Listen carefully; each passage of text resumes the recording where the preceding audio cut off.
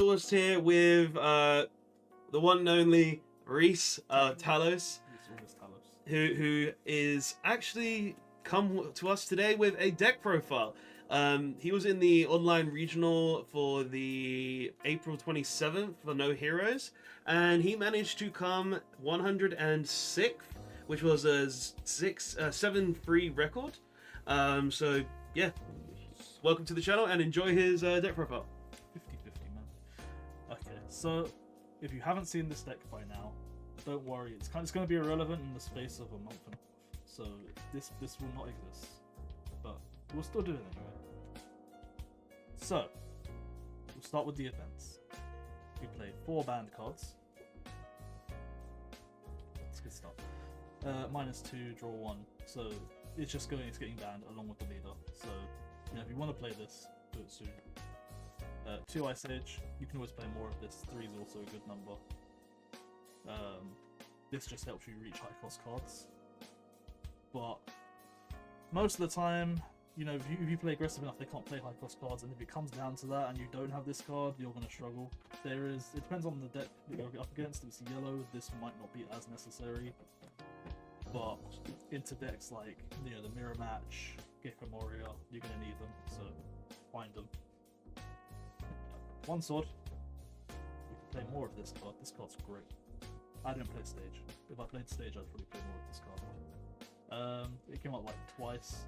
The only reason I can get away with playing one-offs is because there's a lot of searches in this deck. So you can find your one-offs if you want to play one-offs. 4 of the best card in the deck. You bottom deck at 2 or less, and you gain 3k. How many times did I play this today? That means 2 times per game. I have 4 Surus, which is just a 2k. Minus as a card's cost by 2. If you're playing that, you're down bad. You'd rather play the greater option, but there's your 2k. The first Searcher.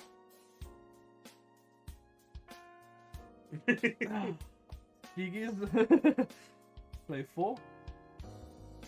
Trust me, there's a 4 it looks at the top 5, and then you add 1. These ones go to the bottom, but if you really need to dig for something, it works. If you're forced to go first, it works. Sometimes when you go first and you open 2 of them, it's even funnier. Then we go on to 2 cost cards. Kamepo. I probably should be playing 2 of this. I mean, it was kind of relevant for me because I'm not unlucky, but playing 1 is risky that it can just, end up on the bottom of your life. And then you don't see it for the whole game. It's not that big a deal because you can just play the Suru instead of playing the heal Mapper if you need the minus off the Morias in late game, but don't have this in your life. Just be good, Win.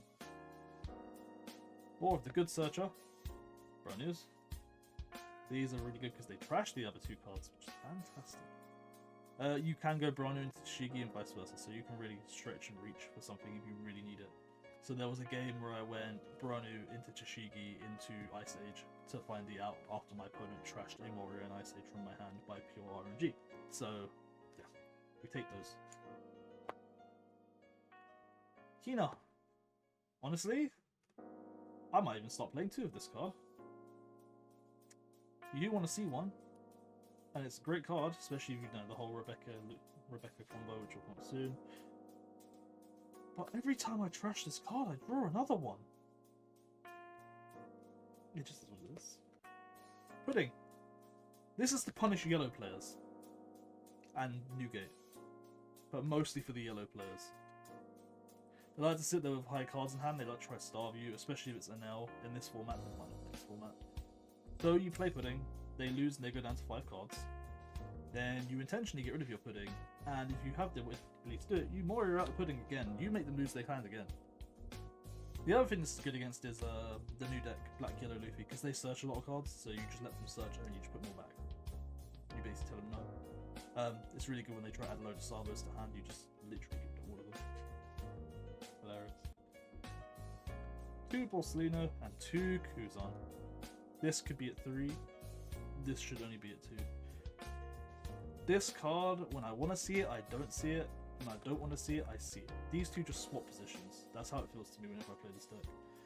on the games where I don't want Kuzan, he's there, but he's trashable. In the games where I want Borsalino, I don't see him. I don't know why. And when I want to see Borsalinos, I will instead see Kuzans. And I will see both Kuzans.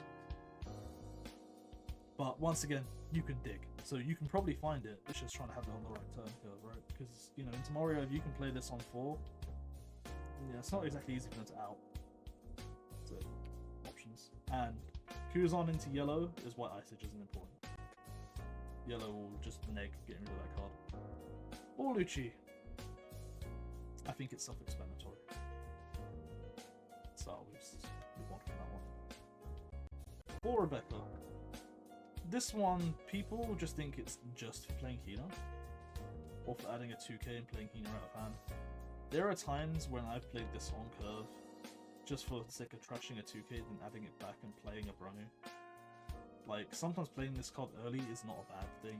And then people waste resources getting rid of it without just swinging, which is great. You know, especially into Moria, I think I've played it a couple of times where I've done that and they've actually gone with the Lucci, and then because they haven't got a Lucci in trash, you just bottom it Lucci and they get hard punished because they might not see another one.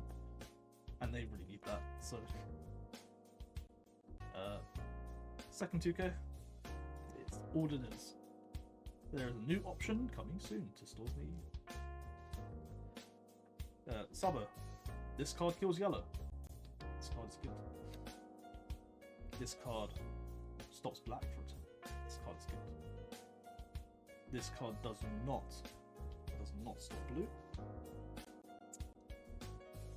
And in the mirror, it kind of is just a block, to be honest. Like 9 times out of 10 in the mirror, I don't play this card. I could, but I don't. I'd rather just not. It's like, yeah, it's annoying because it's 5, but it's still easy to reach. It's still a greater option than lead swing. They just swing 6, so you're still wasting a card. And then it just gets bombed. Same with the Porcelain. It's like, it doesn't really make a difference. The one of Big Boy. I used to like this card too. This card's great in Moria. Not going against it. It hits anything. This card is decent into yellow. Especially if that Kuzan's on the board. In the mirror, if you're going first, this card's great on curve. If you're going second, it kind of feels pointless. You'd rather just play the Moria. I think that's it in terms of that. I mean, it's also good into Luffy because it's just one swing, minus a 5 cost to 4 and then play. It's not bad. And then you have 3 Moria, and people will prosecute me and say I should be playing 4. There's only one game today that I played and didn't see this card, and it made me sad. And it was the game where someone played 3 of them against me in a row. So, Moria win game. But all you really need is 1. Which is why I don't play 4. I'm just going to trash them. But 3 is good enough. It's a shame it's not searchable. But one day it might. But yeah, so that's the whole deck. Will I still be playing this probably in May? Yes. 100%. When it gets banned, what will I play instead? You just siphon out some blue cards and you play Gecko Mario. Like, they're basically the same deck, to be honest. I think you have to swap out like 12 cards. Maybe if you want to play Sindries, I guess you can put 4 more. Alright, and there's one thing you haven't mentioned. What did you play against? What was your rounds? Okay, sure. I played against 6 yellow decks and 4 black decks. He's not wrong. I did not play against a Luffy. I did not play against a Sabo. Round 1 was Moria, and I lost just to not having cards at the right card at the right time. That can happen. It's not very often it happens. I then played against Kada, then Yamato, then Kada, then Kada, then Kada. And then I played against Saka, Moria. Is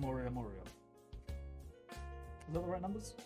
No, you played against 3 Moria, didn't you? 1 too many Moria. Okay. And you missed a Yamato, right? No. Because you went Moria, Kada, Yamato, Kada, and then Yamato, and then Kada. Yes. Something like that. I lost in the mirror because he saw 3 Moria. I lost the one Moria game because I said I just didn't have cards on curve, and I lost to a Kala game because it came down to the point where he had 3 life, and I had to hit him to put him on 2 to even have a chance at winning. And the one that he got, which was off 10 mums, so we didn't know what it was a trigger, which basically gave him the game. So, you know, it is what it is. I think I could have done better. I definitely could have won a couple of those games. I think like, if I saw one Moria in the game against Saka where they had 3, I would have won. If I mean, the Kala one was just unfortunate. It had to not be a trigger, otherwise I was fine. The first game was just really unfortunate. I genuinely needed a Borsellino, probably. She wasn't there. But yeah, that's kind of it, to be honest. Overall, the deck is hyper consistent. You do get those hands though. Even it's a deck that only has 8 2Ks, and somehow you end up with a hand of like 6 of them, and you can't play. I don't know how it works. It just works. It just happened. If you're mulliganing and you see a searcher plus cards you can't add by searching, great. That's kind of the moral of the story. But yeah, this card is so good and yet so bad at the same time. There's so many times you will see it and you can't actually play it. But then there's sometimes in the mirror though, it's kind of just so important that you have to see it. Alright. Yeah.